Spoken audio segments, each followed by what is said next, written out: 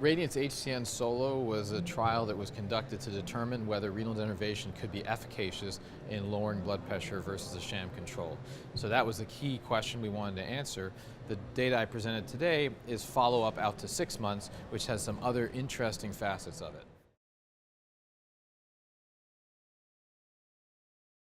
The trial looked at patients who were taken off all of their medications. So you essentially reset the baseline, no medications. You then randomized to denervation versus sham. We reported the 2-month results previously and published them, but what's interesting about the data from today is we then allowed doctors, still under blinded conditions, the patients don't know what they got initially, to add medications back to try to control blood pressure. And what we really wanted to look at 6 months was there a difference in the amount of medications that were added back and how effective the combination of medications plus denervation versus medications plus sham was at lowering blood pressure.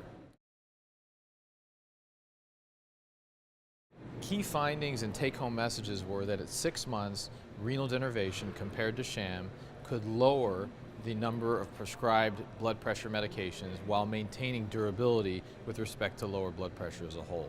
So at 6 months, patients were on less medicines and less doses of medications when randomized to denervation versus sham. In addition, the blood pressure results were also important because you could be on less medications, but if your blood pressure is higher, that doesn't help anybody.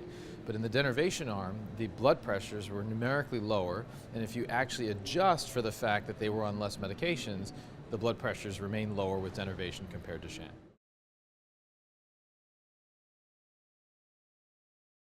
This still is a pilot type of study. We need more patients to determine whether these results can be maintained.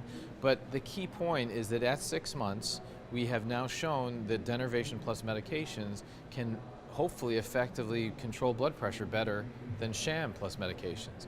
That has important implications because it furthers the evidence demonstrating efficacy of renal denervation. Safety was also maintained at 6 months, albeit in a relatively small number of patients. So it really sets the stage going forward for the larger pivotal approval trials that, if positive, will hopefully lead to reimbursement and clinical practice. So the approval trial, RADIANCE-2, in 225 patients, has started enrolling patients at present. We anticipate completion of that trial 2020. There are 3 additional sham-controlled randomized trials that are also ongoing, one of which is the late follow-up of the trial I presented today. But overall, this is a robust program, and plus, there are other trial programs also going forward in renal denervation. So for the space as a whole, we do see movement forward.